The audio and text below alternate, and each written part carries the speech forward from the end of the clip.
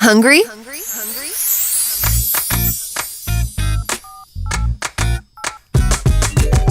Order your favorite meals and drinks from hundreds of restaurants through the best app and have your food delivered to your doorstep.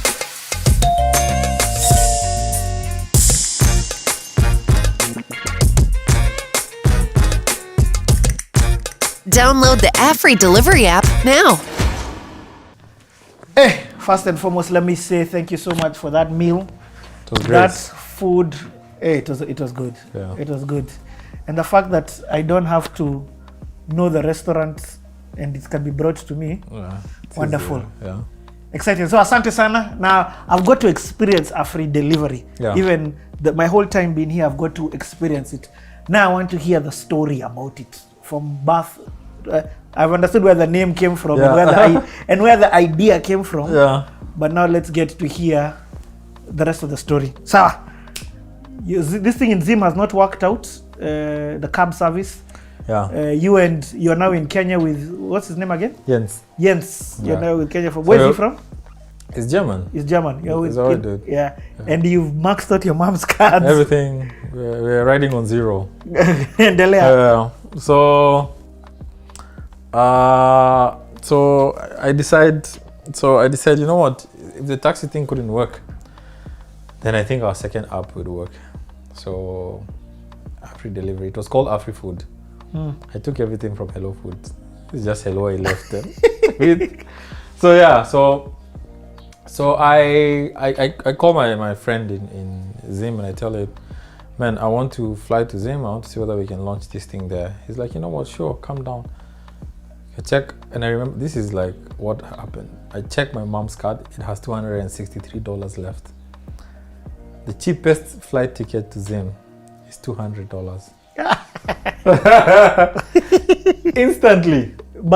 I buy it. I don't care how long the layover is. I'll wait. And I fly to Zim. Yes. And I do this during winter. It was so cold that the amount Where you staying with your friend? Yeah, the amount of clothes I carried, I used to almost wear all of them at the same time because of how cold it was. So I checked in and I'm like, you know what? I've got some small money, so I want to use this for moving around, acquisitions here and there, and then from there we'll see what we can do. And the guy said, yeah, cool.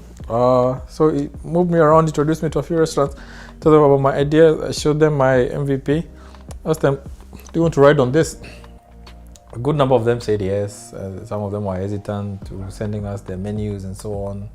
So now I've already started onboarding restaurants and partners and so on. But also on the side, I'm still looking for actual partners there that would be more than open to investing anything into the company. I'm not interested at owning all of it. I just want to get partners to get it off the ground. So we move around. Right now we've managed. But you've got a working up at this time. Yeah, it's working. I wouldn't call it an app, but it's working. The order is coming in. Okay. Yeah. So I get. At this point, I don't know that it was on iOS. I think it was just on Android. So, in fact, let me ask. You need three aspects in this. Yeah. You need the restaurants, you need the customer, and you need the delivery. Yeah.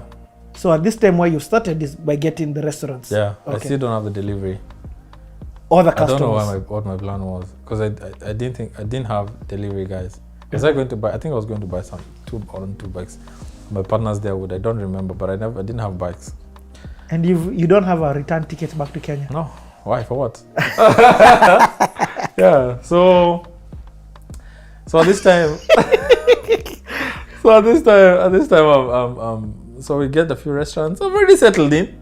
Oh, you've moved. Yeah, I'm okay. Yeah, like it is what yes, it is. why are you going back to Kenya? Yeah. As long as I'm successful in Africa, it doesn't matter. I normally call myself the African dreamer. I'm looking for the African dream.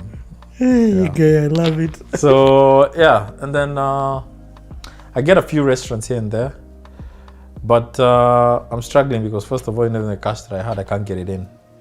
Okay, can't get it in because the economy there's no liquid cash. So I think they're limited to like $25 a day. Can't remember. The economy there is rough. So one day we go to we visit a certain MP, member of parliament.